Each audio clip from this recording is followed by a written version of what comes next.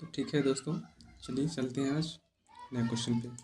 तो पहला क्वेश्चन जो है इसमें क्या है, पहला इसमें है कि भरत मुनि ने अपभ्रंश का जो नाम दिया है वो क्या दिया। भरत मुनि ने अपभ्रंश का क्या नाम दिया? लोक भाषा, देश भाषा, जन भाषा या विशुद्ध भाषा। तो भरत मुनि जो है क्या नाम दिए हैं? ऑप्शन सी सही है, देश भाषा। तो भरत मुनि ने दूसरी तीसरी शताब्दी में अपभ्रंश को देश भाषा कहा है। क्या कहा है? अपभ्रंश को देश भाषा कहा है। जबकि विद्यापति ने अपभ्रंश से भिन्न प्रचलित बोलचाल की भाषा को देश भाषा कहा। विद्यापति जो है अपभ्रंश से भिन्न प्रचलित बोलचाल की भाषा को देश भाषा कहा है। ठीक है। जन्म काल की दृष्टि से निम्नलिखित कवियों का सही क्रम है। तो जगनी, खुसरो, श्रीधर, चंद्रवरदाई। खुसरो का जन्म कब हुआ है? तो 1253 ईस्वी में। खुसरो, श्रीधर, चंद्रवरदाई, जगनी। चंद्रवरदाई की जो रचना एक क्या है? पृथ्वीराज रासो। कब की कब? शायद 11वीं की है ना। ऑप्शन सी सही है, चंद्रवरदाई। हाँ, चंद्रवरदाई, उसके बाद जगनी, उसके बाद खुसरो और श्रीधर। श्रीधर की कौन सी रचना है?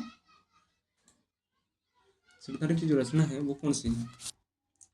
चलिए, जन्मकाल की दृष्टि से जो है आदिकाल, जन्मकाल की दृष्टि से आदिकालीन कवियों का सही क्रम क्या है? तो सबसे पहले चंद्रवरदाई आते हैं। कौन आते हैं? चंद्रवरदाई।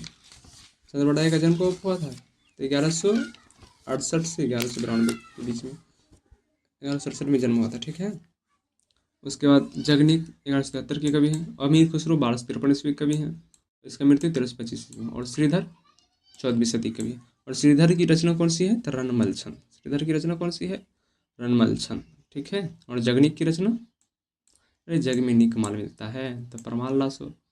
और जग में क्या होता है? आला उदल की नाच भी होता है। तो परमाल लासो का ही अन्य नाम क्या है? आला खान। ठीक है। इन निम्नलिखित में से कौन सा ग्रंथ लौकिक चरित्र काव्य माना जाता है? निम्नलिखित में से कौन सा ग्रंथ जो है लौकिक, केवल निम्न में कौन सा ग्रंथ लौकिक चरित्र काव्य माना जाता है? लौकिक चरित्र काव्य। भविष्यत कहा। भविष्यत कहा की रचना किसने किया है? धनपाल ने। धनपाल को सरस्वती को उपाधि किसने दिया था? तो राजा मुंजे ने। तो निम्नलिखित ग्रंथों में लौकिक चरित्र काव्य धनपाल कृत भविष्यत कहा को माना गया। जबकि योग सार और परमात्मा प्रकाश किसका रचना है? जयंतु का, जयंतु है। और पाहुड़ दोहा के लेखक कौन है? मुनि राम सिंह। पाहुड़ दोहा के लेखक कौन है? मुनि राम सिंह। उसके बाद योग सार, योग सार और परमात्मा प्रकाश की रचनाकार कौन है? ज्वनिंदु। और ज्वनिंदु को जो है, ज्वनिंदु को क्या माना जाता है? तो दोहा छंद का आरंभकर्ता माना जाता है। तो दोहा छंद का जो है आरंभकर्ता माना जाता है ज्वनिंदु को। ठीक है। पाहुड़ दोहा रचना किसकी है? मुनि राम सिंह की। एक और रचना है प्रबंध चिंतामणि। प्रबंध चिंतामणि किसकी रचना है? तो जैनाचार्य मेरुतुंग की। प्रबंध चिंतामणि किसकी रचना है? तो जैनाचार्य मेरुतुंग। उसको याद कैसे करना है? तो प्रबंध चिंतामणि, तो जैनाचार्य मेरुतुंग। जैन आचार्य यानी कि जैन आचार्य हैं मेरुतुंग। तो चिंता कौन करेगा? मेरी चिंता कौन करेगा? मेरी ही चिंता करेगा ना कोई। तो मेरी तुम, मेरी चिंता तुम कर रहे हो। तो प्रबंध चिंतामणि, प्रबंध चिंता है ना, प्रबंध चिंतामणि। तो चिंता कौन कर रहा है? मेरी चिंता कर रहा है। तो प्रबंध चिंतामणि मेरी तुम का। नाथ संप्रदाय के प्रवर्तक कौन है? तो गोरखनाथ है, और तो कोई है ही नहीं। तो गोरखनाथ। नाथ संप्रदाय के प्रवर्तक गोरखनाथ थे। नाथ संप्रदाय के आराध्य शिव हैं। वे हठ योग, ह का अर्थ क्या है? उलट कर दिया है, बताए थे ना। ठ का अर्थ चंद्रमा है और ह का अर्थ सूर्य है। ह का अर्थ सूर्य है और ठ का अर्थ चंद्रमा है। ठीक है। पद्धति पर आधारित है। कुछ विद्वान नाथ संप्रदाय के संस्थापक मत्स्येंद्र नाथ या मत्स्येंद्र नाथ को मानते हैं। नाथ पंथ बौद्धों की वज्रयान शाखा से निकला हुआ माना गया जाता है। नाथों की संख्या कितनी मानी गई है? तो 9 मानी गई है। तो गोरख सिद्धांत के अनुसार कौन कौन बताए थे उस दिन? तो नाग, जर, हरि, ये तीनों पहले याद कर लो। नाग, जर, हरि। तो नागार्जुन, जरभट्ट, हरिश्चंद्र। उसके बाद नाग, जर, हरि। और हरि क्या बोलते हैं? सत्य बोलते हैं। यहाँ तक तो याद हो ही गया। नाग, जर, हरि। और हरि क्या बोलते हैं? सत्य बोलते हैं। उसके बाद भीम, जल, मल। तो भीम जो है जल में मल युद्ध करते हैं। तो भीम, जल, मल। तो भीमार्जुन, जल जलंधरनाथ, मल यानी मलयार्जुन। तो भीम, जल, मल। उसके बाद गोरखनाथ और जरपटनाथ करते हैं। ठीक। महापुराण के रचनाकार कौन है? अगला क्वेश्चन है कि महापुराण के रचनाकार कौन है? तो पुष्यदंत महापुराण। अब बोलो पुष्यदंत की रचना कौन कौन सी है? 63 महापुरुष गुणालंकार, नय कुमार चरियो और 66 चरियो। 63 महापुरुष गुणालंकार को ही महापुराण भी कहा जाता है। क्या कहा जाता है? जैन महापुराण कहा जाता है। ठीक है, और इसमें 63 महापुरुषों की वर्णन किया गया है। अब्दुल रहमान की कौन सी रचना है? तो संदेश राष्ट्र। धनपाल की रचना क्या है? तो भविष्य कहा। धनपाल को सरस्वती को उपाधि किसने दिया था? तो राजा मुंज ने। स्वयंभू की रचना कौन कौन सी है? तो पामचरियो, ऋषणमचरियो, शंभुचंद। और स्वयंभू को जो है अपभ्रंश का वाल्मीकि तथा व्यास कहा जाता है। अपभ्रंश का वाल्मीकि तथा व्यास कहा जाता है। स्वयंभू को अपभ्रंश का वाल्मीकि तथा व्यास कहा जाता है। और डॉक्टर भयानी ने इसे अपभ्रंश का कालिदास भी कहा है। और ये जो है जैन परंपरा के प्रथम कवि है। तो इसकी रचना कौन कौन सी थी? पामचरी, ऋषणमचरी और स्वयंभूचंद। तो पामचरी में जो है राम का चरित्र विस्तार से है, इसे जैनी रामायण भी कहा जाता है और अपभ्रंश का रामायण भी कहा जाता है। और ऋषणमचरियों में कृष्ण चरित्र विस्तार से है। तो ठीक है, इसलिए इसे अपभ्रंश का वाल्मीकि तथा व्यास कहा गया। पुष्यदंत का दर्शन तो बता ही दिए। 63 महापुरुष गुणालंकार, नय कुमार चरियो और 66 चरियो। तो इसमें 63 उसमें जो है 63 महापुरुषों की वर्णन है। और पुष्यदंत को जो है प्रथम कवि किसने माना है? तो पुष्यदंत को प्रथम कवि माना है शिव सिंह सेंगर ने। तो पुष्यदंत को प्रथम कवि किसने माना है? तो शिव सिंह सेंगर ने। शिव जी पे क्या पड़ता है? चढ़ता है, तो पुष्प चढ़ता है, तो पुष्प को कौन मानेंगे? शिव। तो शिव जी किसको माने हैं? पुष्यदंत को। तो पुष्यदंत उनको किसने माने प्रथम कवि? तो शिव सिंह सेंगर ने। और शिव सिंह सेंगर ने इसे क्या कहा है? भाखा की जड़ कहा है। पुष्यदंत को जो है शिव सिंह सेंगर ने भाखा की जड़ कहा है। और हिंदी का भभूति किसे कहा जाता है?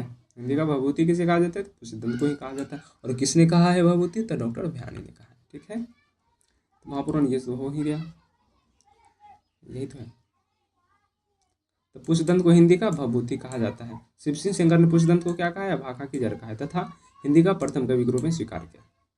अगला क्वेश्चन है, इन सिद्धों एवं नाथों में सबसे पुराने हैं। सिद्धों में एवं नाथों में सबसे पुराने, जो कि सिद्ध में भी होगा। अब सिद्ध एवं नाथ में पुराने कौन होंगे? जो कि सिद्ध में भी होंगे और नाथ दोनों में होंगे। तो सरहप्पा जी सिर्फ सिद्ध में थे, कनहप्पा सिर्फ सिद्ध में थे, गोरखनाथ सिद्ध में थे और मत्स्येंद्रनाथ सिद्ध में भी थे और नाथ में भी थे, गोरखनाथ भी। ये तो इनके शिष्य हुए ना, और बाद में जुड़े थे ये सिद्ध में। तो पुराने तो मत्स्येंद्रनाथ ही हो जाएंगे ना।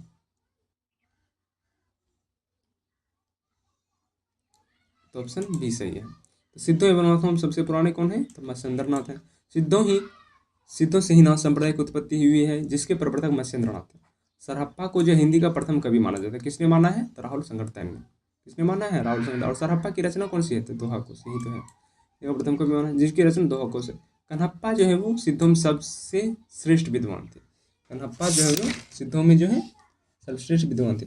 और कन्हप्पा के गुरु कौन थे? कन्हप्पा के जो है गुरु कौन थे? तो जालंधर नाथ। और जालंधर नाथ के ही जो है नाम पर जालंधर शहर बसा है।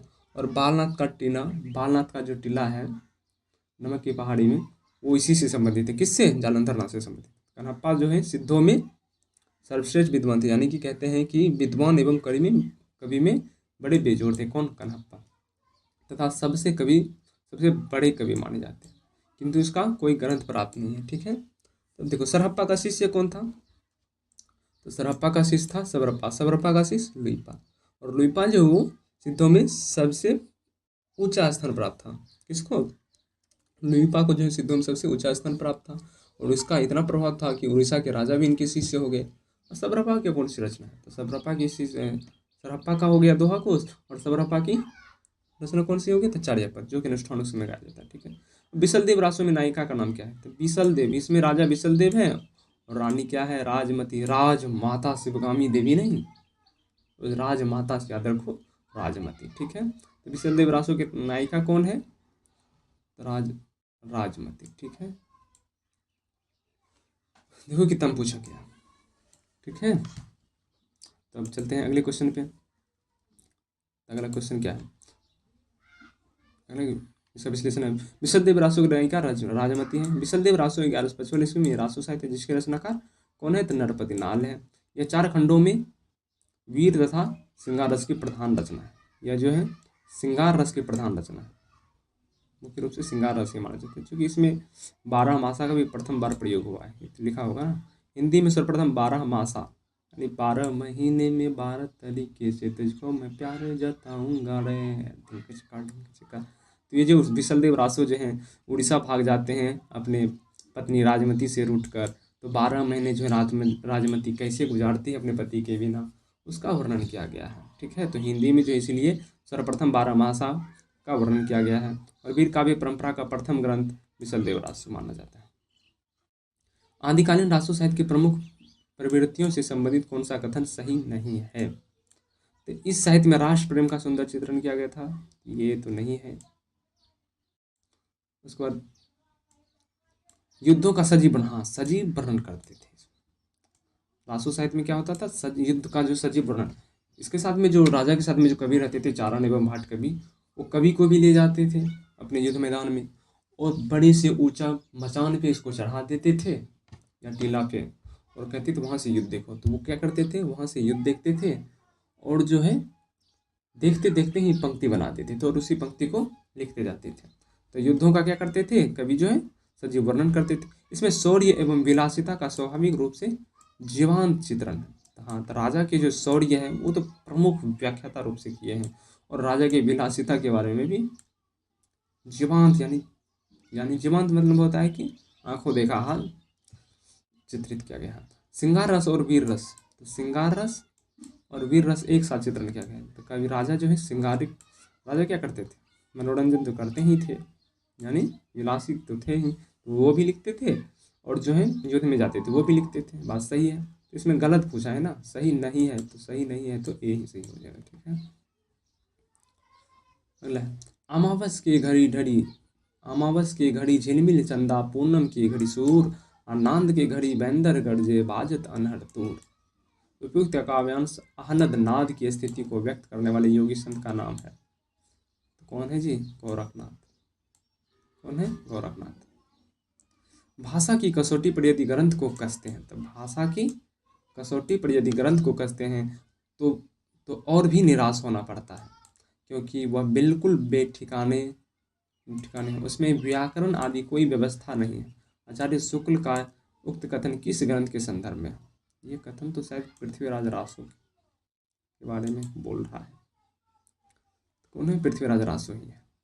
और पृथ्वीराज रासो को शुक्ल जी ने क्या कहा है, एकदम जाली ग्रंथ कहा है। ठीक है, तो पृथ्वीराज रासो के रचनाकार कौन है, चंद्रवरदाई, और उसको पूर्ण किसने किया था, तो जल्लर ने। विशल देव रासो रचनाकार नरपति नाल, और हमीर रासो के सारंगधर, खुमान रासो दलपति विजय। ठीक है, तो भाषा की कसौटी पर यदि ग्रंथ को कसते हैं तो और भी निराश होना पड़ता है, क्योंकि वह बिल्कुल बेठिकाने हैं। ये किसका है, इसमें व्याकरण आदि कोई व्यवस्था नहीं है, पृथ्वीराज रासो के बारे में शुक्ल जी के। ऐसे भी आ सकता है कि भाषा की कसौटी पर यदि किसी ग्रंथ को कसते हैं तो और भी निराश होना पड़ता है, क्योंकि वह बिल्कुल बेठिकाने हैं। यह किसने कहा है, तो शुक्ल जी ने कहा है। निम्न में किस रचना को करवक शैली का प्रयोग नहीं हुआ है? करवक शैली का प्रयोग जो है किसमें नहीं हुआ है, तो किसमें नहीं हुआ है, तो पाहुड़ दोहा में नहीं हुआ। करवड़ दोहा, करवक शैली किसे कहते हैं, सात सात दोहे के बीच जो धत्ता दिया जाता था उसी के तो करवक शैली कहते थे ना। तो पाहुड़ दोहा में करवक शैली का प्रयोग नहीं हुआ है। जम्बू स्वामी चरियो, पाम चरियो महापुराण में करवक शैली का प्रयोग हुआ है। सांकेतिक अर्थ रखने के कारण इनकी बनियों की भाषा को सांध्य भाषा कहा जाता है। सांध्य भाषा कहा जाता है किसका है, ये सिद्ध साहित्य का है। सांकेतिक अर्थ रखने के कारण इनकी बानियों को जो है सांध्य भाषा कहा जाता है। तो सिद्ध में कबीर भी उसी से रिलेटेड, लेकिन यहाँ पर सिद्ध तो है तो सिद्ध ही रहेंगे ना। तो सांकेतिक अर्थ रखने के कारण सिद्धों की बानियों को जो है सांध्या भाषा कहा जाने लगा। सिद्ध साहित्य का प्रथम कवि सरहप्पा माने जाते हैं। कौन माने जाते हैं, सरहप्पा माने जाते हैं। इनका देखो अन्य नाम सरोज वर्ज, राहुल भद्र आदि नाम है। तो सरहप्पा का जो है अन्य नाम क्या क्या है, तो सरोज वर्ज, राहुल भद्र आदि नामों से जाना जाता है। सिद्धम से सबसे पुराने कौन है, सरहपाद। देखो इनका अन्य नाम क्या है, तो सरहपाद भी। आदिकाल के किस कवि को भाषा हिंदी के वर्तमान रूप से सर्वाधिक निकट है? आदिकाल के किस कवि की भाषा जो है वो हिंदी के वर्तमान रूप के सर्वाधिक निकट है? तो कौन है जी, ये मुल्ला दाऊद। देखिए कौन है, डी है अमीर खुसरो। हाँ, ये खड़ी बोली के है ना। तो आदिकाल के किस कवि की भाषा हिंदी के वर्तमान रूप को सर्वाधिक निकट है? तो अमीर खुसरो की है। मुल्ला दाऊद की रचना कौन सी है? चंदायन है। ठीक है, मुल्ला दाऊद की जो है निर्गुण धारा प्रेम मार्गी सूफी के शाखा की कवि। मुल्ला दाऊद ने अवधी भाषा में चौपाई छंद चंदायन नामक की रचना लिखी है। 1379 ईस्वी में मुल्ला दाऊद को राम कुमार वर्मा ने सूफी धारा का प्रथम कवि माना है। मुल्ला दाऊद को जो है राम कुमार वर्मा सूफी धारा का प्रथम कवि माना है। तथा डॉक्टर माता प्रसाद गुप्त ने चंदायन को लोर कहा या लोर कथा नाम से अभिहित किया है। चंद्रप्रदाय कीर्ति पृथ्वीराज रासो विद्यापति की कीर्ति है कीर्तिलता कीर्ति पताका। अधहमान की कीर्ति संदेश रासक यानी अब्दुल रहमान की है संदेश रासक, जो कि पहला धर्मेतर रास ग्रंथ है। तथा अमीर खुसरो तो 100 ग्रंथ बताए जिनमें प्रमुख है खलीगवाड़ी जो कि व्याकरण ग्रंथ है। खलीगवाड़ी, दो सुखने, गजलें, मुकर्रियाँ आदि। ठीक है, अब पृथ्वीराज रासों में प्रमुख रस कौन सा है? पृथ्वीराज रासों में जो है प्रमुख रस कौन सा है? वीर रस और श्रृंगार रस। हाँ सही है, श्रृंगार रस भाई कहाँ से लग रहा है जी? रौद्र और श्रृंगार ना, हाँ कह तो सकते हैं वीर और शांत, लेकिन वीर और श्रृंगार नहीं होगा।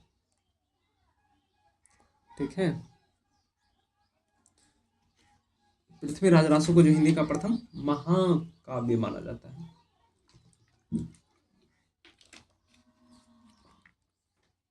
और पृथ्वीराज रासो जो है चंद्रप्रदाय के पुत्र जल्लर ने पूर्ण किया था। और पृथ्वीराज रासो जो है सुख सुखी संवाद के रूप में रचित है। किसने कहा था? हजारी प्रसाद द्विवेदी ने कहा था। किसने कहा था? हजारी प्रसाद द्विवेदी ने कहा था। और विद्यापति की एक रचना है जिसको कि भृंग भृंगी संवाद के रूप में बताया है। तो कौन सी रचना है? वो जो रचना है कौन सी है? तो कीर्तिलता। कीर्तिलता को जो एसपीडी ने भृंग भृंगी संवाद कहा है और इसको पृथ्वीराज रासो को सुख सुखी संवाद कहा है। आचार्य रामचंद्र शुक्ल ने चंद्रप्रदाय को जो है प्रथम महाकवि के रूप में माना और पृथ्वीराज रासो को हिंदी के प्रथम महाकाव्य के रूप में माना। ठीक है, उसके बाद चलते हैं अब अगले क्वेश्चन पे। तो अगला क्वेश्चन जो है वो देख लेते हैं। ठीक है,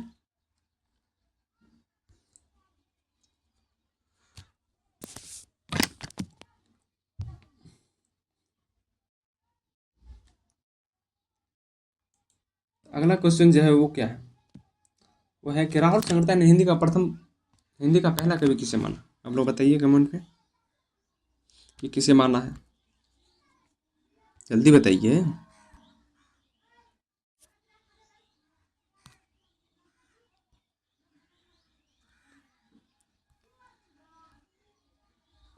किसको मानना है?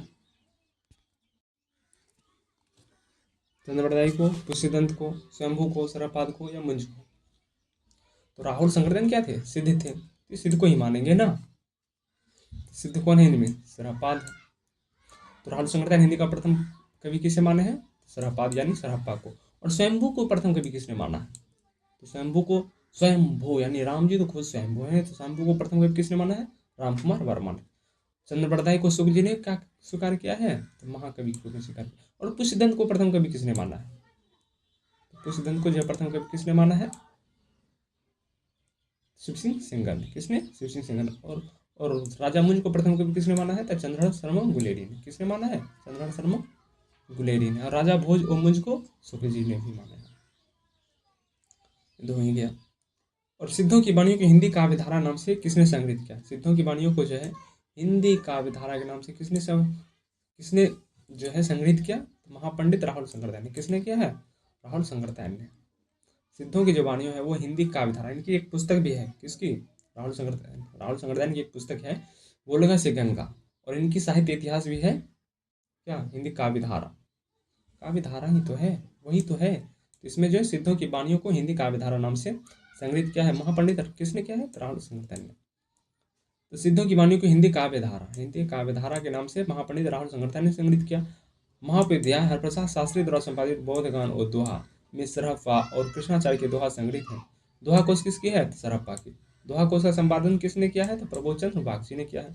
दोहा कोश में तितलोपा, सरहपाद, कन्हापा दोहे संग्रहित हैं।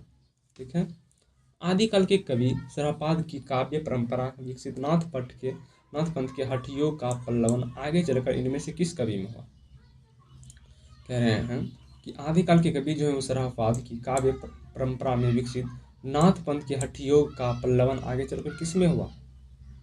तो वो किस में हुआ है? तो कबीर जी में हुआ है। ये भी बात को जो है घुमा के कहते हैं, जैसे नदिया बिच नैया बीच नदियाँ डूबत जाए, नैया बीच नदियाँ डूबत जाए। क्या नैया में जो पूरी नदी समा सकती है? नहीं ना, तो उसका भावार्थ कुछ और है, बहुत गहरा भावार्थ है। उसके बाद है कि बौद्ध धर्म के सिद्धांतों में देश की बदलती हुई परिस्थितियों में जिन नवीन भावनाओं की दृष्टि की, उन्हें परिणाम स्वरूप सिद्ध साहित्य की रूपरेखा तैयार की। सिद्ध साहित्य के प्रादुर्भाव विषय यह कथन इनमें से किसका है? तो रामकुमार वर्मा का है। ठीक है, अगला क्वेश्चन पे चलते हैं।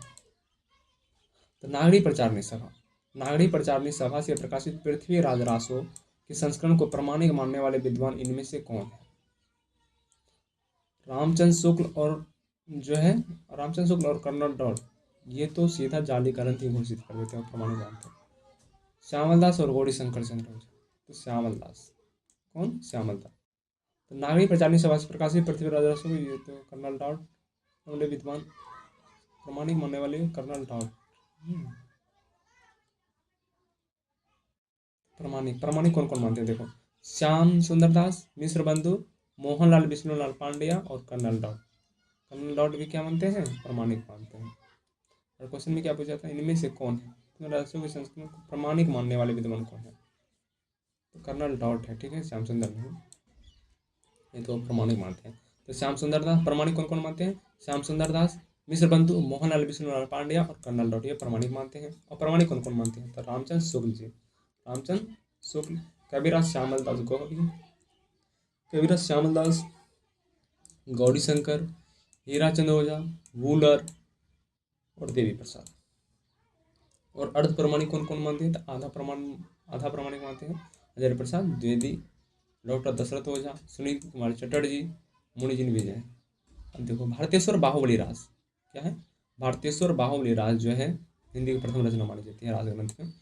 भारतेश्वर बाहुबली राज इनमें से किस काव्यधारा का ग्रंथ है? जैन साहित्य, सिद्ध साहित्य, रासो, रासो नहीं रास काव्य है, साहित्य, ये जैन साहित्य में आ जाएंगे क्योंकि जैन कवि हैं लिखे हैं। तो ये भारतेश्वर बाहुबली राज जो है इनमें से जैन साहित्य काव्यधारा के ग्रंथ है। इनमें इनके लेखक कौन है? तो साली बसुरी। भारतेश्वर बाहुबली के जो रचनाकार हैं वो कौन है? तो साली बसुरी है। गणपति चंद्रगुप्त जो है ने साली बसुरी को हिंदी का प्रथम कवि माना। इनके रचनाकार कौन है? भारतेश्वर बाहुबली के रचनाकार कौन है? साली बसुरी। और साली बसुरी को प्रथम कवि किसने माना है? तो गणपति चंद्र गुप्त ने माना है, ठीक है, हिंदी का प्रथम कवि माना है। आचार्य रामचंद्र शुक्ल ने रासो साहित्य का वर्गीकरण वीर गाथा काल के अंतर्गत, शुक्ल ने चंद्रबरदाई को हिंदी का प्रथम कवि माना है। और इसकी रचना जो है पृथ्वीराज रासो हिंदी का प्रथम महाकाव्य माना है और चंद्रबरदाई को प्रथम महाकवि माना है। इसी साहित्य के अंतर्गत सरापा आते हैं, इनको राहुल शंकरदाय हिंदी का प्रथम कवि मानते हैं। सरापा की रचना दोहा कोश है और इनकी शिष्य सप्रभा, सप्रभा की रचना क्या थी? चार्यपद थी। गोरखनाथ का जो है नाथ पंथ बौद्धों की प्रजनन शाखा से निकला हुआ माना जाता है। निम्नलिखित में से कौन सी रचना शिलांकृत है? शिलांकृत है रावल बीर, जो कि किसने लिखा है? रोड़ा कवि, अरोड़ कवि ने। वर्ण रत्नाकर किसकी रचना है? वर्ण रत्नाकर ज्योतिश्वर ठाकुर की। उक्ति व्यक्ति प्रकरण दामोदर पंडित की। वसंत विलास जो कि एक फागु काव्य है, ये किसका है? रावल बीर जो है ये चंपू काव्य है। चंपू काव्य मतलब गद्य पद्य दोनों मिश्रित है। तो रावल बीर जो है वो शिलांकृत रचना है। क्या है? तो शिलांकृत रचना है। इनकी रचना रोड़ा कवि नामक विद्वान ने किया है। तो इनकी रचना जो है वो रोड़ा या रोड कवि नामक कवि ने किया है। इसका रचना 10वीं से 11वीं सदी के गद्य पद मिश्रित चंपू काव्य है। इसमें नक्सिक वर्णन किया गया है, इसमें नक्सिक वर्णन और सिंगारिक परंपरा के आरंभ रावल बेल माना जाता है। सिंगारिक परंपरा के आरंभ कर्ता कौन माने जाते हैं? तो रावल बेल। वर्ण रत्नाकर किसकी रचना है? तो ज्योतिश्वर ठाकुर की, जो कि मैथिली हिंदी में लिखा गया है। किसमें लिखा गया है? मैथिली हिंदी में लिखा गया है। और गद्य की प्रथम रचना मानी जाती है, गद्य की प्रथम रचना मानी जाती है। इनका ढांचा विश्व कोशात्मक है। इसका ढांचा क्या है? तो विश्व कोशात्मक है। उक्ति व्यक्ति का प्रकरण दामोदर शर्मा द्वारा रचित व्याकरण ग्रंथ है। क्या है? व्याकरण ग्रंथ। और वसंत विलास 84 दोहों में संस्कृत सिंगारिक काव्य है, जो कि फागु काव्य है, ठीक है। आदिकालीन साहित्य से संबंधित इनमें से कौन सा कथन सही नहीं है? नहीं पूछा है। आदिकालीन साहित्य में संबंधित इनमें से कौन सा कथन सही नहीं है? दोहा आदिकालीन अपभ्रंश साहित्य का प्रमुख छंद है। दोहा कोश और चार्या पद की भाषा शैली में कोई अंतर नहीं है।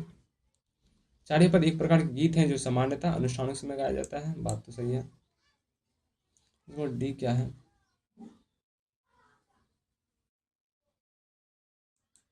आदिकालीन बौद्ध सिद्धों ने दोहा कोश के साथ साथ चार्य पद की भी रचना की। बात सही है। इसका बी गलत है। तो दोहा को उसकी चार्यपद की भाषा की शैली में कोई अंतर नहीं है। दोहा को उससे सामान्य है, लेकिन चार्यपद क्या है? गीत है। आदिकालीन साहित्य के संबंध में यह कथन सही नहीं है। दोहा को आदिकालीन अभ्रंश साहित्य का छंद है। चार्यपद एक प्रकार का क्या है? तो गीत है, जो सामान्यतः अनुष्ठानों के समय गाए जाते हैं। आदिकालीन बौद्ध सिद्धों ने इस दोहा कोशों के साथ साथ चार्यपद की रचना की। ये सभी आदिकालीन साहित्य से संबंधित कथन सही है।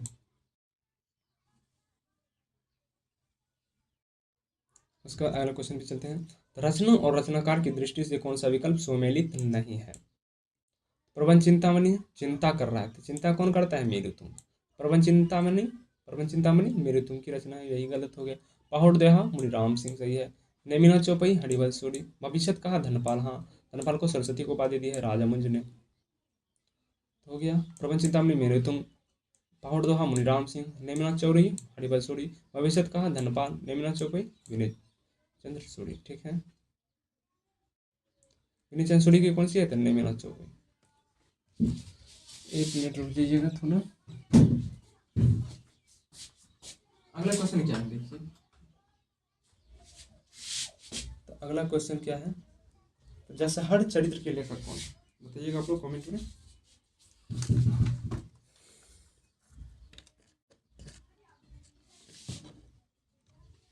तो जैसा हर चरित्र के लेखक कौन है? तो पुष्यदंत। पुष्यदंत की रचना कौन कौन सी है? कुमार चरियो, जसहर चरियो और पुष्यदंत की रचना कौन कौन सी है? पुष्यदंत की रचना है 63 महापुरुष गौर अलंकार, नए कुमार चरियो और जसहर चरियो। ठीक है, तो जसहर चरित्र के लेखक कौन है? पुष्यदंत है। इनकी अन्य प्रमुख कृतियां महापुराण, नए कुमार चरियो। महापुराण में 63 महापुरुषों की जीवन वृत्त वर्णन है। पुष्यदंत को हिंदी का क्या कहा जाता है? भभूति कहा जाता है। किसने कहा? डॉक्टर बयानी ने। उनकी लेखक उनकी रचना है स्वयंभू। स्वयंभू की रचना कौन कौन सी है? यही लिखा गया। स्वयंभू रचना पामचरियो, पामचरियो डिट्रमचरियो और शंभूचंद। धनपाल की भविष्यत कहा। अब्दुल रहमान संदेश राशि, जो कि प्रथम धर्मेतर राशि थे। दव साहेब व्यास, दव साहेब व्यास नामक अभ्रंश निम्नलिखित ग्रंथ में किसकी रचना है? तो देवसेन की। दव साहेब व्यास नामक अभ्रंश निम्नलिखित में से किसकी रचना है? तो देवसेन। देवसेन की और कौन कौन सी रचना है? सरावाकाचार, जो कि हिंदी का प्रथम रचना मानी। सरावाकाचार, जैनाभास, नए चक्रादि। ठीक है, तो दव साहेब व्यास जो है नामक अभ्रंश निम्नलिखित ग्रंथ का रचना कौन है? देवसेन की। देवसेन ने सन 1933 ईस्वी में सरावाकाचार की रचना की। सरावाकाचार 250 दोहे में श्रावक धर्म का प्रतिपादन किया है। देवसेन के अन्य ग्रंथ नए चक्र, दर्शन सार, भाव संग्रह, तत्व सार आदि। देखा आशु कवि। आशु कवि कौन कौन सी रचना थे? चंदनवाला रस और जीवदया रस। शालिभस्सुरी के भारतेश्वर बाहुबली रस। और शालिभस्सुरी को किसने प्रथम कवि माना है? तो गणपति चंद्र गुप्त ने। जैन धर्मसूरी की स्थलीबद्ध रस। अगला क्वेश्चन है कि संदेश रासक किस प्रकार का काव्य है? प्रबंध काव्य, महाकाव्य, खंड काव्य, मुक्तक काव्य। ये क्या है? खंड काव्य। क्या है? खंड काव्य। और प्रथम धर्मेतर रास ग्रंथ है, मुस्लिम द्वारा रचित प्रथम काव्य है। ठीक है, और इसके रचनाकार कौन है? अब्दुल रहमान। ठीक है, तो संदेश रासक अब्दुल रहमान रचित खंड काव्य है। यह काव्य कालिदास द्वारा रचित मेघदूत से प्रेरित है। किससे? मेघदूत से। रचनाकार इसका मंगलाचरण इस प्रकार किया जिसमें हिंदू और मुसलमान दोनों धर्मों के तत्वों का सम्मिश्रण। इसमें क्या है? विक्रमपुर के वियोगिनी की विरह कथा, विक्रमपुर के वियोगिनी की विरह कथा का वर्णन किया गया। आलावार संतों की संख्या कितनी मानी गई है? तो 12। वार, वार यहाँ लगा हुआ है ना, वार, तो वार से 12 बना दो। आलावार संतों की संख्या कितनी मानी गई है? तो 12, 12 यानी 12। आलावार संतों की संख्या कितनी मानी गई है? तो 12। आलावार में तमिल कवि एवं संत थे। इनका काल 26 से 9वीं शताब्दी के बीच में है। इनके पदों का संग्रह क्या कहलाता है? तो दिव्य प्रबंध। इनके पदों का संग्रह क्या कहलाता है? तो दिव्य प्रबंध। कैमासवत, कैमासवत जो है वो किस में आता है? तो कैमासवत पृथ्वीराज रासो में आता है। किसमें आता है? पृथ्वीराज रासो में। विशुद्ध रासो के रचनाकार कौन है? नरपति नाग, यानी 20 लोगों का देव। कौन है? नरपति नाग। परमाल रासो जगनी, माल कहाँ रहता है? जग में। और जगनी, जग में ही क्या होता है? आला उदल करना, इसलिए इसका अन्य नाम क्या है? आलाखंड। खुमान रासो की रचनाकार दलपति विजय। पृथ्वीराज रासो की रचना चंद्रवरदाई। अपभ्रंश भाषा में लिखित रामचरित्र कौन सा है? रामचरित्र कौन सा है अपभ्रंश भाषा में लिखा? तो अपभ्रंश भाषा में लिखा तो स्वयंभू जी लिखे हैं। तो स्वयंभू की रचना कौन सी है? तो पामचरी, पामचरी ही ना। महापुराण किसकी रचना है? महापुराण किसकी रचना है? महापुराण है पुष्यदंत की, जिसको कि 63 महापुरुष गुणालंकार भी कहते हैं। उसके बाद रामायण। रामायण तो वाल्मीकि जी का है। एक रामचरितमानस जो कि तुलसीदास का है। तो शंभु, हाँ, इसकी अन्य रचना क्या है? रिठनम चढ़ियो, शंभु छंद। शंभु को अपभ्रंश का वाल्मीकि तथा व्यास भी कहा जाता है। शंभु के पाम चढ़ियो कि उनके पुत्र त्रिभुवन ने पूरा किया था। तो शंभु की जो रचना है ये पाम चढ़ियो, ये स्वयंभू ने भी पूर्ण नहीं किया था। जैसे चंद्रवरदायी को उनके पुत्र जलधर ने पूर्ण किया था, वैसे ही पाम चढ़ियो को जो है स्वयंभू के पुत्र किसने पूरा किया था? त्रिभुवन ने पूरा किया था। बहुत इंपॉर्टेंट है। तो किसने पूर्ण किया था? त्रिभुवन ने पूर्ण किया था। ठीक है। जबकि रामायण के रचयिता कौन है? तो महर्षि वाल्मीकि है। और रामचंद्रिका के रचयिता केशवदास है। रामचंद्रिका के रचयिता कौन है? तो केशवदास। और महापुराण के रचयिता पुष्यदंत है। अब पृथ्वीराज रासो की भाषा क्या है? तो डिंगल है कि डिंगल है? तो डिंगल होना चाहिए, क्योंकि युद्ध की बात हुई। तो पृथ्वीराज रासो की भाषा डिंगल है। अपभ्रंश एवं राजस्थानी मिश्रित रूप को डिंगल कहते हैं। अपभ्रंश प्लस राजस्थानी के मिश्रित रूप को क्या कहते हैं? तो डिंगल कहते हैं। जबकि अपभ्रंश प्लस ब्रज भाषा, वो से ब्रज में क्या होती है? राधा सबको क्या प्यार वाली बातें हो रही है ना, तो ब्रज भाषा जहाँ पे मिल जाए वहाँ पिंगल शैली हो जाएगा। तो अपभ्रंश प्लस ब्रज को पिंगल कहते हैं। निम्नलिखित में से कौन सी रचना अपभ्रंश के प्रभाव से मुक्त हिंदी की रचना मानी जाती है? तो हिंदी की रचना कौन मानी जाती है? तो विशलदेव रासो। बहुत से विशलदेव, बहुत से 12वीं सदी के कवि माने जाते हैं। ठीक है, ये 12वीं सदी की शायद रचना माने जाते हैं ना, देख लेते हैं। हाँ, 1212 ईस्वी यानी 13वीं सदी की। तो रावलवेल किसकी रचना है? रोड़ा कवि की, जो कि चंपू काव्य है। अमीर रासो सारंगधर। भारतेश्वर बाहुली रास शालिबंसुरी की। सिंगालिक रचना है। विशलदेव रासो जी क्या है? एक सिंगालिक रचना है, जिसमें राजा विशलदेव है और रानी क्या है? राजवती है। इसमें 12 मासा का सर्वप्रथम हिंदी में प्रथम बार प्रयोग किया गया है। पंडित सल सथ बखनाई दही बुद्धि बसंत न जानी, यह किसकी काव्य पंक्ति है? किसकी है गुरु? विद्यापति, मुंज, सरहपाद, पुष्य, सरहपाद। तो ये सरहपाद की है। ठीक है। अब क्या है? देसिल बैना सब जन मिठा ते तेसन जफो अबट्ठा किसकी है? विद्यापति की है। ठीक है। अलाउद्दीन नामक वीर सरदारों अलाउद्दीन नामक वीर सरदारों की वीरतापूर्ण लड़ाइयों का वर्णन निम्नलिखित किस में है? अलाउद्दीन किस में है? प्रमाण रास में। विशलदेव रास में। रह दे।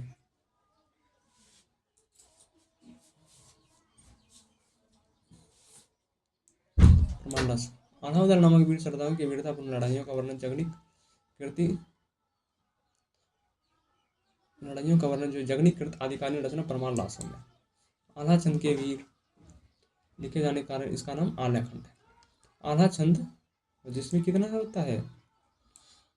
31 मात्रा का प्रयोग होता है। ये तो यही बोलना चाह रहे थे, लेकिन दिमाग से उतर गया था।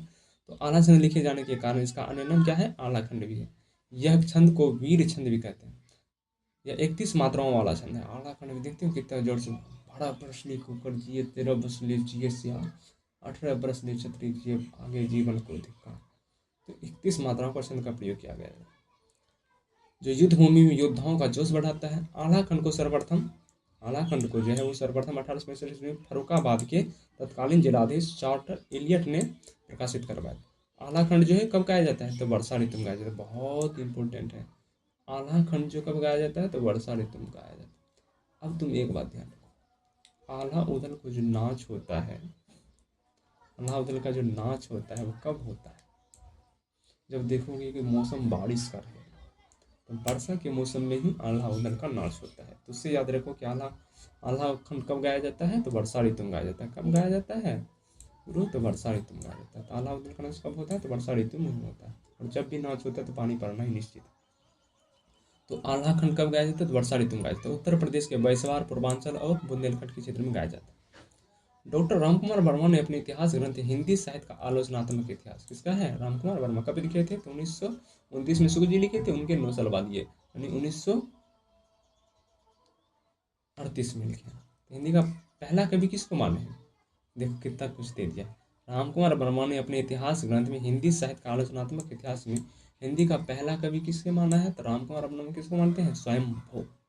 हाँ है जी शंभू, ये स्वयंभू। और सरहप्पा को राहुल संकरता है। अमीर खुसरो खड़ी बोली के प्रथम कवि माने जाते हैं, ठीक है। और विद्यापति को बच्चन सिंह जो है प्रथम कवि माने हैं। नाथ साहित्य का आरंभकर्ता किसे माना गया है? नाथ साहित्य का आरंभकर्ता किसे माना गया है? गोरखनाथ को ही माना गया है। नाथ साहित्य का आरंभकर्ता मत्स्येंद्र नाथ, गोरखनाथ ही मत्स्येंद्र को लाए हैं ना फिर नाइन्थ में, क्योंकि ये बहुत भोगी विलासी हो गए थे उधर सिद्ध में। तो ये गोरखनाथ जो है अपने गुरु को पकड़ के लाए कि चलिए गुरु जी इधर चलिए। तो इसलिए कहा गया है ना, जाग मछंदर गौड़ा खाया। तो उनका शिष्य बहुत योग्यवान था। और मिश्र बंधु ने कहे हैं कि गद्य का जो हिंदी में गद्य का जो जो प्रचलन हुआ है गद्य साहित्य का, वो इसी ने पहले लिखना स्टार्ट किया, ठीक है। उसके बाद तो नाथ साहित्य का आरंभ करता है मत्स्येंद्र नाथ, किसी से गोरखनाथ को माना जाता है। यह हठ योग भव का अर्थ सूर्य, उठो का अर्थ चंद्रमा है। स्थापना पर आधारित पंथ है। शिव शिव शिव इस संप्रदाय के आराध्य देव है। शिव जो है इस संप्रदाय के आराध्य देव है। नाथ संप्रदाय के प्रवर्तक कौन है? तो मत्स्येंद्र नाथ। हिंदी का प्रथम महाकाव्य, हिंदी का प्रथम महाकाव्य किसे माना गया? तो प्रथम महाकाव्य चंद्रवरदाई की जो रचना है पृथ्वीराज रासो वही है, पृथ्वीराज रासो। रामायणी किसकी रचना है? तो जयशंकर प्रसाद की। रामायणी किसकी है? कविता संग्रह जयशंकर प्रसाद की। पृथ्वीराज रासो हिंदी का प्रथम महाकाव्य माना जाता है। आदिकालीन रचना है और उनकी रचयिता कौन है? चंद्रवरदाई। खमन रासो विशलदेव रासो की आदिकालीन रचना है। कमायनी जो है छायावादी कवि जयशंकर प्रसाद द्वारा रचित। प्रत्येक देश का साहित्य वहाँ की जनता की चित्तवृत्ति, प्रत्येक देश का साहित्य वहाँ की जनता की चित्तवृत्तियों का संचित प्रतिबिंब होता है। ये शायद शुक्ल जी का है, ठीक है। तो रामचंद्र शुक्ल का है। तो देखो इसको याद कैसे रखना। प्रत्येक देश का साहित्य वहाँ की जनता की चित्तवृत्ति, जैसे ही जनता की चित्तवृत्ति वाला बात आ जाए वो किसका है? तो शुक्ल जी का है। किसका है? शुक्ल जी का है, ठीक है। तो प्रत्येक देश का साहित्य वहाँ की जनता की चित्तवृत्ति, जनता की चित्तवृत्ति का संचित प्रतिबिंब होता है। किसका कथन है? तो रामचंद्र शुक्ल का। महावीर प्रसाद द्विवेदी साहित्य एवं कविता के संबंध में अलग अलग कथन। साहित्य समाज का दर्पण है। किसने कहा है? महावीर प्रसाद द्विवेदी ने। किसने कहा है? महावीर प्रसाद द्विवेदी ने, हजारी प्रसाद ने। कविता अंतःकरण की वृत्तियों का चित्र का नाम कविता है। घोड़ी सोवे सेज पर, मुख पर दाढ़ी केस, चल खुसरो घर आपने रैन वही चहु देश। किसका है? अमीर खुसरो साहब की। किसका है? अमीर खुसरो की। और ये अपने गुरु निजामुद्दीन औलिया के चले जाने पर कहे थे। तो घोड़ी सोवे सेज पर, मुख पर दाढ़ी केस, यह पंक्ति किसका है? तो अमीर खुसरो की। खुसरो ने अपने गुरु निजामुद्दीन औलिया की मृत्यु पर लिखी थी। डॉक्टर रामकुमार वर्मा ने अमीर खुसरो को अवधि का प्रथम कवि माना है। अवधि भाषा का जो है रामकुमार वर्मा ने प्रथम कवि माना है। आदिकाल के किस कवि ने खड़ी बोली में रचना की? आदिकाल के किस कवि ने खड़ी बोली में रचना? खड़ी बोली में तो कौन के हैं? और खड़ी बोली का आदि कवि भी माने जाते हैं। कौन है? अमीर खुसरो साहब। अमीर खुसरो आदिकालीन के एकमात्र कवि है जिन्होंने खड़ी बोली में रचना की है। किसमें? खड़ी बोली में रचना की। अमीर खुसरो का नाम क्या था? वास्तविक नाम था अबुल हसन था। क्या नाम था? अबुल हसन था। ये निजामुद्दीन औलिया के शिष्य थे। अमीर खुसरो खड़ी बोली का आदि कवि कहे जाते हैं। इनकी रचना क्या है? तो खलीक वाड़ी, पहलियां, मुकर्रियां, दो सुखने, गजलें, ठीक है। विद्यापति किसके दरबारी कवि थे? कीर्ति सिंह, जय सिंह, माधव सिंह ना, कीर्ति सिंह के और शिव सिंह के दरबारी कवि थे, ठीक है।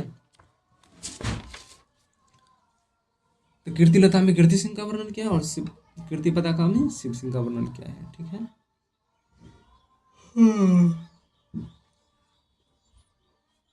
उनके बाद चलते हैं। तो विद्यापति तिरहुत के राजा, कहाँ के राजा?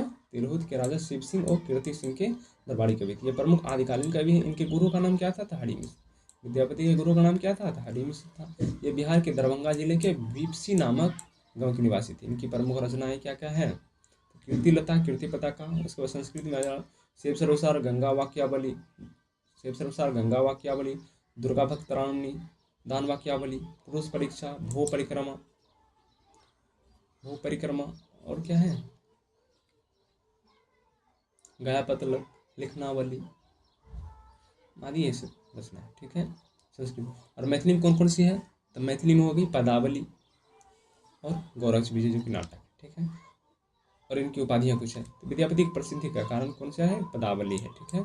बच्चन सिंह ने विद्यापति को जातीय कवि कहा, विद्यापति को जो है जातीय कवि कहा। इनकी उपाधियां है अभिनव जयदेव, मैथिली कोकिल, कवि कंठाहार, ठीक है, आदि ये सब इनकी उपाधियां।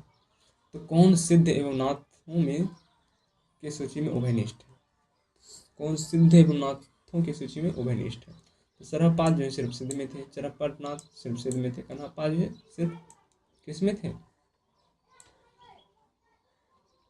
उसमें होंगे। मत्स्येंद्र नाथ जो है वो दोनों में थे, नाथ साहित्य में भी थे और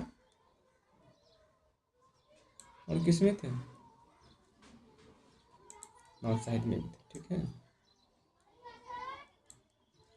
तो अगला क्वेश्चन भी चलते हैं व्याख्या पे। तो सिद्धों में सबसे पुराने सरहपाद हैं, इनके 32 ग्रंथ माने जाते हैं, जिनमें दोहा कोश बहुत प्रसिद्ध है, ठीक है।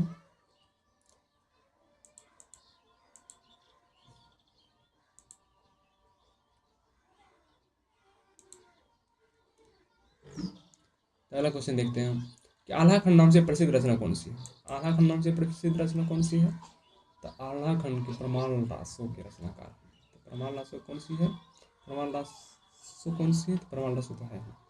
रचनाकार कौन है? जगन्नाथ। तो आल्हा खंड के नाम से प्रसिद्ध रचना कौन सी है? तो प्रमाण रासो। आल्हा खंड नाम से प्रसिद्ध रचना कौन है? प्रमाण रासो। प्रमाण रासो के लिए जगन्नाथ है। प्रमाण रासो आल्हा और उधर के नामक दो सरदारों की वीरता का वर्णन। आल्हा खंड को सर्वप्रथम सन 1865 ईस्वी में किसने?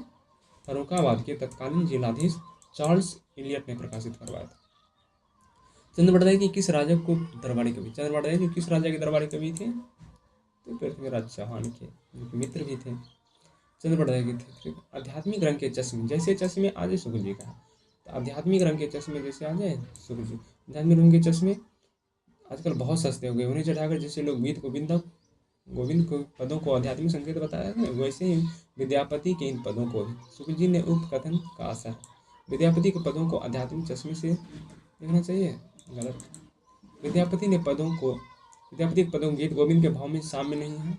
विद्यापति के पद अधिकतम श्रृंगारिक के ही हैं और श्रृंगारिक कवि भी मानते हैं, शुक्ल जी जो है श्रृंगारिक कवि मानते हैं। पहले जैसे गाथा या गाहा कहने से प्राकृत का बोध होता था, वैसे ही अब पहले जो है गाथा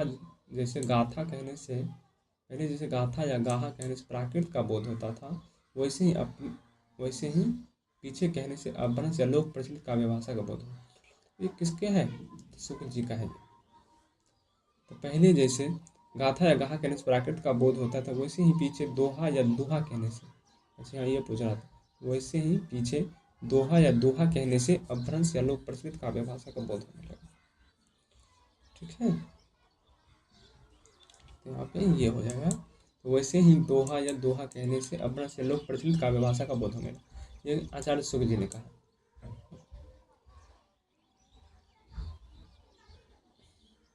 उसके बाद है पृथ्वीराज विजय। पृथ्वीराज जैसे गाथा या गाहा कहने से क्या कहता है? प्राकृत का बोध होता है, वैसे ही अब जो है दोहा या दोहा कहने से अपभ्रंश या लोक प्रचलित काव्य भाषा का बोध होगा। पृथ्वीराज विजय कश्मीरी पंडित। पृथ्वीराज विजय नामक ग्रंथ के आधार पर पृथ्वीराज रासो को अप्रामाणिक रचना मानने वाले विद्वान हैं। तो सबसे पहले $7 बुलरे ने किया था, उसके बाद शुक्ल ने देखा कि इस तो बड़का गलती कर दी। तो पृथ्वीराज विजय नामक ग्रंथ के आधार पर पृथ्वीराज रासो को अप्रामाणिक रचना मानने वाले कौन थे? तो डॉक्टर बुलर थे। पृथ्वीराज विजय के रचनाकार कौन है? तो जयानक, जो कि कश्मीरी पंडित थे। ये सभी पृथ्वीराज रासो को अप्रामाणिक मानते हैं। गद्य पद मिश्रित चंपू काव्य। गद्य पद मिश्रित चंपू काव्य प्राचीनतम हिंदी कृति कौन सी है? प्राचीनतम तो रावल बेल है, जो कि रोड पर लगा है। वर्ण रत्नाकर किसकी रचना है? तो ज्योतिश्वर ठाकुर की। मुक्ति व्यक्ति करवा दामोदर पंडित की। परमात्म प्रकाश और योग सार जैनिंदु की। विशलदेव रासो खली वाड़ी तो सीधा यहाँ मिला दोगे, खूबसूरत है। उसको दोहा को सरहपा के। चलिए 4 का 1 देखना, 4 का 1 इस तरह, बाकी तो ये दोनों कट गया। उसके बाद 4 का 1 हो गया, उसके बाद 2 का 4 किसी में ये वाला सही हो गया। तो विशल दिवरासो नरपति नार खली कवाड़ी अमीर खुसरो मार्तेश्वर बाहुलीरा सलिवसुरी दोहा को सरहपात कीर्तिलता विद्यापति। जनता की चित्त वृत्तियों के परिवर्तन, जनता की चित्त वृत्तियों के परिवर्तन के साथ साहित्य के स्वरूप में परिवर्तन नहीं होता है। तर्क, क्योंकि प्रत्येक देश का साहित्य वहाँ की जनता की चित्त वृत्ति का संचित प्रतिबिंब होता है। ये तो बात सही है। जनता के चित्त वृत्तियों के परिवर्तन के साथ साहित्य के स्वरूप में भी परिवर्तन होता है गुरु जी। तो इसमें एक गलत हो जाएगा, आठ सही होगा। और ये कथन किसका है? तो शुक्ल जी का ही कथन। जनता की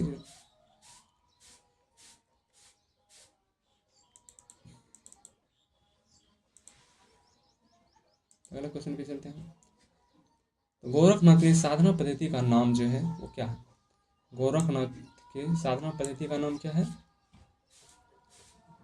तो क्या है? हठ योग साधना। गोरखनाथ जो है क्या हठ योग ही बनाए थे ना, ठोकर सूर्य और ठोकर चंद्रमा। और पतंजलि का क्या लिया था? योग। तो हठ योग, हठ प्लस योग, ये पतंजलि से लिया था। ठोकर सूर्य और ठोकर चंद्रमा। गोरखनाथ की साधना पद्धति का नाम क्या था? हठ योग साधना था। हठ योगियों की सिद्धांत पद्धति के अनुसार ह का अर्थ क्या है? तो सूर्य है, क्वेश्चन आता है, और ठ का अर्थ चंद्रमा है। देखो उलट कर दिया, ठ का अर्थ चांद कर दिया और ह का अर्थ सूर्य कर दिया। इन दोनों का हठ योग कहते हैं। गोरखनाथ ने नाथ पंथ का आरंभकर्ता माना जाता है। गोरखनाथ को जो नाथ पंथ का आरंभकर्ता माना। पहाड़ दोहा के रचनाकार कौन है? मुनिराम सिंह। किधर है गुरु जी? राम सिंह। हाँ यही तो है। पहाड़ दोहा के रचनाकार कौन है? मुनिराम सिंह। पहाड़ दोहा के रचनाकार कौन है? मुनिराम सिंह। ज्ञानेंदु की रचना कौन है? परमात्मा प्रकाश और योग सार। और उसके बाद धनपाल की रचना कौन है? तो भविष्य कहा। अधिकालीन कवि मुनिराम सिंह थे। मुनिराम सिंह जैन साहित्य के सर्वश्रेष्ठ रहस्यवादी कवि हैं। ठीक है। डॉक्टर हीलालाल ने मुनिराम सिंह को आविर्भाव काल के संबंध जो है 1075 के लगभग मानते हैं। मैं हिंदुस्तान की तूती हूँ और मुझसे जो भी बात करना हो वो हिंदी में करो। यह कथन किस लेखक का है? अमीर खुसरो का। मैं हिंदुस्तान की तूती हूँ, यह कथन आदिकालीन अमीर खुसरो का है। निजाम, ये खुसरो साहब जो निजामुद्दीन औलिया के शिष्य थे। अमीर खुसरो का वास्तविक नाम क्या था? तो अबुल हसन। क्या था? अबुल हसन। अमीर खुसरो खड़ी बोली के आदि कवि माने जाते हैं। यानी अमीर खुसरो जो खड़ी बोली के प्रथम कवि माने जाते हैं। हिंदी साहित्य में प्रथम प्रयोक्ता माने जाते हैं जो पहेलियों और मुकर्रियाँ लिखने में प्रसिद्ध हैं। ये पहेलियाँ मुकर्रियाँ आदि लिखे हैं। और इन्हें जो है सितार, कव्वाली, सितार, तराना, तबला आदि के जन्मदाता भी माने जाते हैं। तो खली कवाड़ी जो कि व्याकरण ग्रंथ है, फारसी, अरबी फारसी का, इसका फारसी शब्दकोश है, फारसी शब्दकोश है, व्याकरण ग्रंथ है। पहेलियाँ, मुकर्रियाँ, दो सुखने गजल आदि। जिहाली, मिश्ती, मुकम्बर, रंजिश, तुगा, ये किसका है? खुसरो साहब की। देसिल बैना सब जन मिठा ते तैसन जफुआ भट्ठा। देसिल बैना सब जन मिठा, देसी भाषा की मिठास का यह वर्णन किसने किया है? विद्यापति जी के हैं। अपने देश का है विद्यापति, तो वही करेंगे ना। तो देसिल बैना सब जन मिठा ते तैसन जफुआ भट्ठा के रचनाकार कौन है? तो विद्यापति जी। कौन है? तो विद्यापति है। ये कहाँ के? तिरहुत के राजा शिव सिंह और कीर्ति सिंह के दरबारी कवि थे। ये किस संप्रदाय से थे? तो शैव संप्रदाय कवि थे। ये शैव संप्रदाय के कवि थे। इनकी प्रमुख रचना कीर्तिलता, कीर्ति पताका एवं पदावली है। प्रथम दोनों रचनाएं जो है अभट में। कौन कौन? कीर्तिलता और कीर्ति पताका। और जो है पदावली और गोरख विजय मैथिली में। पदावली को जो है सूर्यकांत त्रिपाठी निराला ने क्या कहा था? नागिन की लहर का था। और विद्यापति की प्रसिद्धि का आधार भी पदावली है। सारंगधर पद्धति किस विधा का रचना है?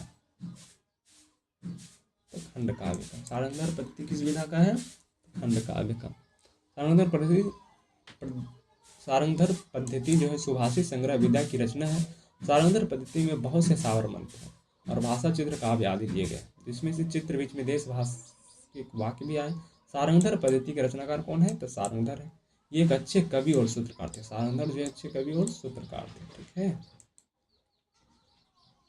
तो अगला क्वेश्चन पे चलते हैं। तो मैथिली कोकिल के नाम से कौन जाने जाते हैं? ये हम नहीं बताएंगे। ठीक है, बताइए नहीं करेंगे, आप लोग बताओ।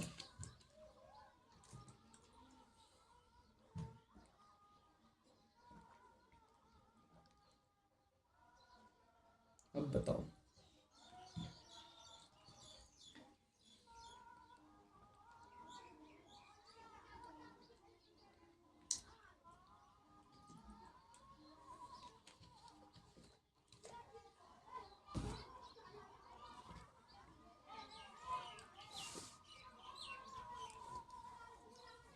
तो कौन है इनके?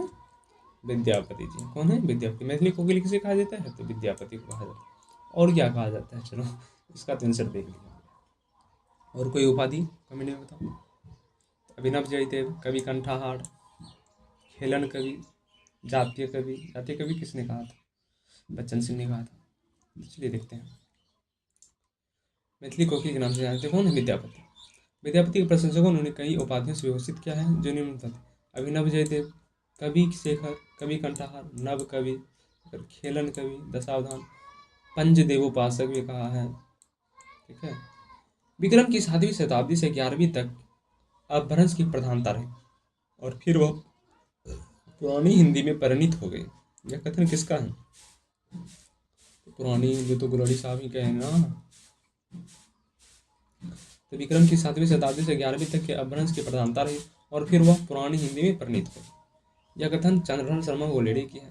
चंद्रहरण शर्मा गोलेड़ी प्राकृत भाषा और हिंदी भाषा की पुरानी हिंदी मानते हैं। क्या मानते हैं? पुरानी हिंदी किसने कहा है? तो चंद्रहरण शर्मा गोलेड़ी ही कहे। तो चंद्रहरण शर्मा गोलेड़ी प्रसिद्ध कहानीकार थे। इन्होंने 3 कहानी लिखी है। कितनी कहानी लिखी है? तो 3 कहानी। कौन कौन? सुखमय जीवन 1911 ईस्वी में, बुद्धू का कांटा, क्या बुद्धू का कांटा, और एगो उसने कहा था। उसने कहा था इतना फेमस हुआ इसलिए चंद्रहरण शर्मा गोलेड़ी जो जाने भी जाते। अगर ये फेमस ना होता तो चंद्रहरण शर्मा कौन है जानबूझ ना करते लोग। तो उसने कहा था, ये कहानी पढ़ना चाहिए एक बार लोगों को, ठीक है। तो उसने कहा था चंद्रहरण शर्मा गुलेरी की है। तो पृथ्वीराज रासम कितने, ये भी क्वेश्चन आ सकता है कि उसने कहा था किसकी रचना है? तो चंद्रहरण शर्मा गुलेरी की है। और पुरानी हिंदी किसने माना है? तो चंद्रहरण शर्मा गुलेरी माने हैं, ठीक है। पृथ्वीराज रासम कितने सर्ग हैं? कितने सर्ग या समय है? तो 69 सर्ग या समय है। और कितने प्रकार के छंदों का प्रयोग हुआ है? तो 68 प्रकार के छंदों का प्रयोग हुआ है। और छंदों का अजायब घर कहा जाता है किसको? पृथ्वीराज रासो के। और इसके रचनाकार कौन है? चंद्रवरदाई। और इसको पूर्ण किसने किया था? तो जलहर ने। और जो है चंद्रवरदाई को कौन सा छंद का विशेषज्ञ माना जाता है? तो छप्पई छंद का विशेषज्ञ माना जाता है। चलिए अब आगे थोड़ा पढ़ते हैं इसमें। तो पृथ्वीराज रासो में जो है 69 सर्ग या समय में है। पृथ्वीराज रासो के लेखक चंद्रवरदाई। पृथ्वीराज रासो हिंदी के प्रथम महाकाव्य माना जाता है। हजारी प्रसाद द्विवेदी ने पृथ्वीराज रासो को सुख सुखी संवाद माना है। क्या माना है? सुख सुखी संवाद माना है, के रूप में प्रचलित माना है। डॉक्टर बुलर ने सर्वप्रथम कश्मीरी कवि जयनायक पृथ्वीराज के विजय के आधार पर सन 1875 में पृथ्वीराज रासो को अप्रमाणिक घोषित किया। पृथ्वीराज रासो के को जो है उसके चंद्रवरदाई के पुत्र जलहर ने पूर्ण किया था। ठीक है।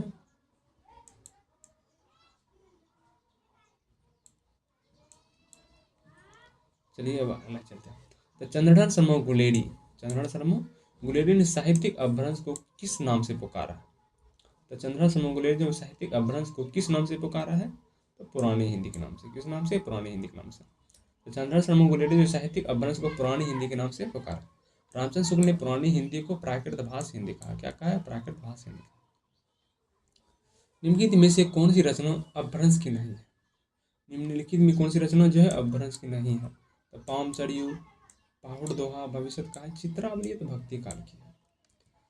चित्रावली अपभ्रंश भाषा की रचना नहीं है, बल्कि चित्रावली 1613 ईस्वी में उस्मान नामक सूफी कवि ने, किसने? चित्रावली किसकी रचना है? तो उस्मान की।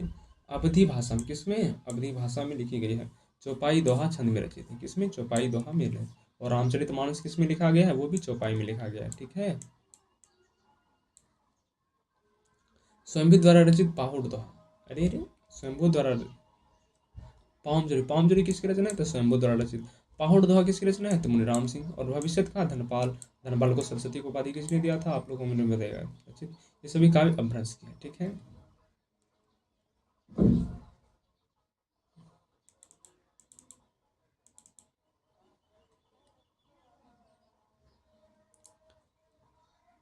तो अगले क्वेश्चन पे चलते हैं। तो विशुद्ध चित्रावली, विशुद्ध चित्रावली जीवन चरित्र के लेखक कौन है? तो विशुद्ध चरितावली के लेखक कौन है? तो माधव प्रसाद मिश्र। तो विशुद्ध चरितावली जीवन चरित्र के लेखक माधव प्रसाद मिश्र है। ये सुदर्शन एवं वैशोपर्ण के संपादक भी रहे। इनके निबंध अधिकतर भावात्मक है। इस बात अमीर खुसरो की मूल नाम क्या है? ये आप लोग बता दीजिए। अब्दुल रहमान, मलिक मोहम्मद जैसी, अबुल कलाम या अबुल हसन। तो इसके असली नाम क्या है? तो अबुल हसन है। अब्दुल रहमान की रचना कौन सी है? संदेश आसम। मलिक मोहम्मद जैसी की रचना फेमस बताओ, क्या है? पद्मावती। क्या है? पद्मावती। अमीर खुसरो का मूल नाम अबुल हसन था। ये आदिकालीन कवि देखो सेम टू सेम दे दिया है, बच्चा ये हो जाएगा कन्फ्यूज। अबुल कलाम कितना लगाते थे, तो अबुल हसन नाम था। क्या है, अमीर खुसरो का असली नाम क्या था, तो अबुल हसन। अमीर खुसरो का मूल नाम अबुल हसन था। ये आदिकालीन कवि हैं। अमीर खुसरो खड़ी बोली के आदि कवि कहे जाते हैं। अमीर खुसरो की प्रसिद्ध रचना कौन कौन सी, खलीकबाड़ी, पहेलियां, मुकटियां, दो सुखने, गजल आदि। ठीक है। हिंदी में किस कवि को राजशेखर की उपाधि दी है, राजशेखर विद्यापति हैं। राजशेखर कवि, कंठाहार, अभिनव, जयदेव, जातीय कवि आदि सब। ठीक है। तो आदिकालीन कवि विद्यापति को राजशेखर की उपाधि से अलंकृत किया गया है। और अलंकृत काल किसने कहा है? विद्यापति तिरहुत के राजा शिव सिंह एवं कीर्ति सिंह के राज दरबारी कवि थे। विद्यापति शैव संप्रदाय के थे। किसके थे, तो शैव संप्रदाय के थे। बच्चन सिंह ने विद्यापति को जातीय कवि कहा है। किसने, बच्चन सिंह ने विद्यापति को जातीय कवि कहा है। हरप्रसाद शास्त्री ने इसे पंचदेवोपासक कहा है। क्या कहा है, पंचदेवोपासक कहा है। तो सूर्यकांत त्रिपाठी निराला ने जो है पदावली के श्रृंगारिक पदों को क्या कहा है, मादकता को नागिन की लहर कहा। क्या कहा है, नागिन की लहर किसने कहा है, सूर्यकांत त्रिपाठी निराला। अलंकृत काल किसने कहा है, नहीं पता है, नहीं बताए, तो मिश्र बंधु ने कहा था। रीति काल को अलंकृत काल किसने कहा था, तो मिश्र बंधु ने कहा था। ठीक है। हजारी प्रसाद द्विवेदी ने श्रृंगार रस के सिद्ध वाक कवि के, बहुत इंपॉर्टेंट लाइन है। सिद्ध वाक्य कवि किसने कहा है, श्रृंगार रस के सिद्ध वाक्य कवि हजारी प्रसाद द्विवेदी ने कहे हैं। ठीक है। इसके अतिरिक्त विद्यापति के अन्य उपाधि से विभूषित किए गए, जैसे अभिनव जयदेव, कवि शेखर, कवि कंठाहार, अभिनव नव कवि, खेलन कवि, दशवारधान, पंचानन और मैथिली को थे। कीर्तिलता के रचनाकार हैं विद्यापति जी। और कीर्तिलता में किसका वर्णन है, कीर्ति सिंह का। कीर्ति पताका में पताका उठता है किसका, शिव जी का, था शिव सिंह का वर्णन। और कीर्तिलता जो है इसमें भृंग भृंगी संवाद हुआ है, किसने कहा था, एचपीडी ने। और सुखसुंगी संवाद किसमें हुआ थे, पृथ्वीराज रासो में। किसने कहा, उसका भी एचपीडी ही कहे हैं। विद्यापति तिरहुत के राजा शिव सिंह और कीर्ति सिंह के राजा दरबारी कवि थे। इनकी अन्य रचना शैव सर्वसार, गंगा वाक्यावली, दुर्गा भक्त रंगनी, भू परिक्रमा, दान वाक्यावली, पुरुष परीक्षा, विभाग सार, लेखनावली, गया पतलक। ठीक है। ये सब संस्कृत भाषा में है। और कीर्तिलता कीर्ति पताका अभट भाषा में लिखे गए हैं तथा गौरक्ष विजय और पदावली मैथिली भाषा में लिखे गए हैं। गौरक्ष विजय क्या है, नाटक। अब अपनी पहेलियों और मुकरनियों के लिए जाने जाते हैं कौन, हम नहीं बताएंगे गुरु। तो अपनी पहेलियों और मुकरनियों के लिए कौन जाने जाते हैं, अमीर खुसरो साहब, अमीर खुसरो। हेमचंद की कोई प्रसिद्ध रचना बताओ, तो शब्दानुशासन, सिद्ध हेम या शब्दानुशासन, जो कि व्याकरण ग्रंथ है इनका। और हेमचंद्र को क्या कहा जाता है, प्राकृत का पाणिनि कहा जाता है। ठीक है। चंद्रप्रदाय की रचना पृथ्वीराज रासो।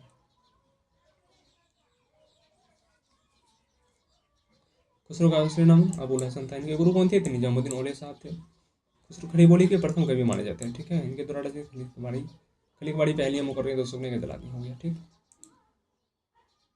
आदिकालीन साहित्य में उपेक्षित रहा, आदिकाल के साहित्य में उपेक्षित रहा है, क्या रहा है, सामाजिक चेतना, आश्रयदाता की प्रशंसा, धार्मिक चेतना, राष्ट्रीय चेतना। उपेक्षित रहा, अपेक्षित नहीं, ये सब तो रहा, लेकिन राष्ट्रीय चेतना नहीं था उसमें। धार्मिक चेतना था, सामाजिक चेतना था, आश्रयदाता की प्रशंसा तो भर भर के करते थे, राष्ट्रीय चेतना नहीं थी। तो राष्ट्रीय चेतना आदिकालीन के राष्ट्र साहित्य में उपेक्षित रहा। ठीक है। आदिकालीन काव्यों की प्रधान भाषा क्या थी, डिंगल पिंगल, यही तो हो गया। क्योंकि उसमें वीर का भी लिखे जा रहे थे या श्रृंगारिक रचना लिखे जा रहे थे, तो डिंगल या पिंगल हो गई। तो डिंगल, डिंगल जो राजधानी प्लस अपभ्रंश, और पिंगल राजधानी प्लस ब्रज। पुस्तक जलधर हथ दे चली गजन निर्काज, यह पंक्ति किस कवि से संबंधित है, तो जलधर से संबंधित होगी या चंद्रवरदाई से। ये ससुरा दोनों दे दिया है, इस जगह कन्फ्यूज वाली बात है। देख लेते हैं इसका ऑप्शन सी से क्या होगा, सी। तो पुस्तक जलधर हथ दे चली गजन निर्काज, गजन निर्काज यानी राजा की काज। पुस्तक जलधर के हाथ दे दिया और राजा की काज में जो है मोहम्मद गौरी के साथ जो है चले गए, जब पृथ्वीराज चौहान को पकड़ गए थे। तो चंद्रवरदाई ही है इनके। ठीक है। चंद्रवरदाई लिख के फिर चले गए। तो पुस्तक जलधर हाथ दे चली गजन निर्काज, यह पंक्ति जो चंद्रवरदाई से संबंधित है। पृथ्वीराज रासो में कितने सर्ग हैं? तो 68 छंदों का प्रयोग किया गया, 69 सर्ग या समय है। 1000 दिन पृथ्वीराज रासो को सुख सुखी संपन्न माना है। बच्चन सिंह ने लिखा है यह पृथ्वीराज रासो एक राजनीतिक महाकाव्य है। पृथ्वीराज रासो क्या लिखे हैं? पृथ्वीराज रासो एक राजनीतिक महाकाव्य है। दूसरे शब्दों में राजनीतिक की महाकाव्य त्रासदी है, ठीक है।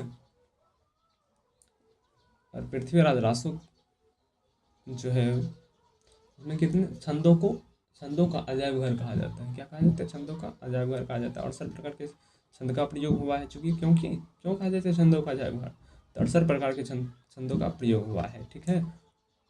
और 69 समय असर्ग है। और चंद्रप्रदायी को जो है कौन सा छंद का विशेषज्ञ माना जाता है? तो छप्पई छंद का विशेषज्ञ माना जाता है। किसका? तो छप्पई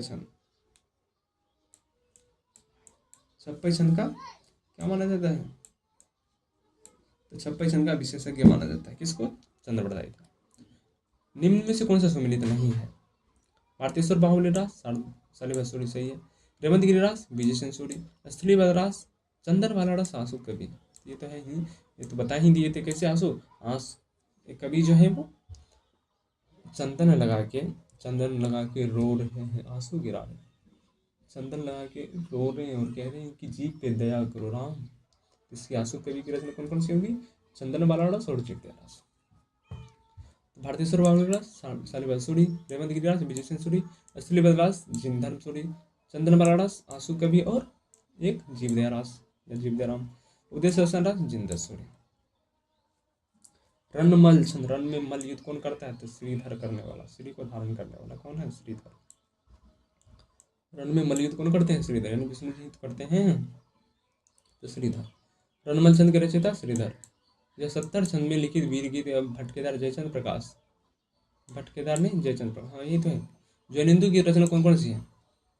प्रभात प्रकाश और योग सा दोहा छंद का आरंभ करता माना जाता है ये, ठीक है।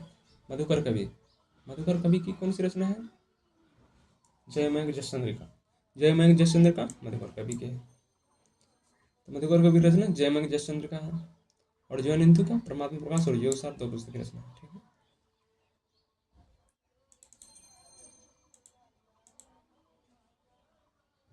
अगला क्वेश्चन भी चलते हैं। तो पृथ्वीराज रासो में पृथ्वीराज के पिता कौन थे? पृथ्वीराज रासो में जो है पृथ्वीराज के पिता कौन थे? ये ससुर देखो कैसे पूछ, NBS में पूछा है, PGT में। तो डी सोमेश्वर थे। पृथ्वीराज रासो में जो है पृथ्वीराज के पिता कौन थे? सोमेश्वर थे, ठीक है। प्राकृत भाषा हिंदी से आशा है। प्राकृत भाषा हिंदी से आशा क्या है? अपभ्रंश। क्या है? अपभ्रंश।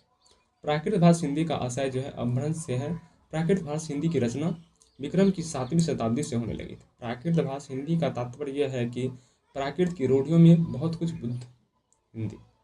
गोरा बादल की कथा किसके द्वारा रचित है?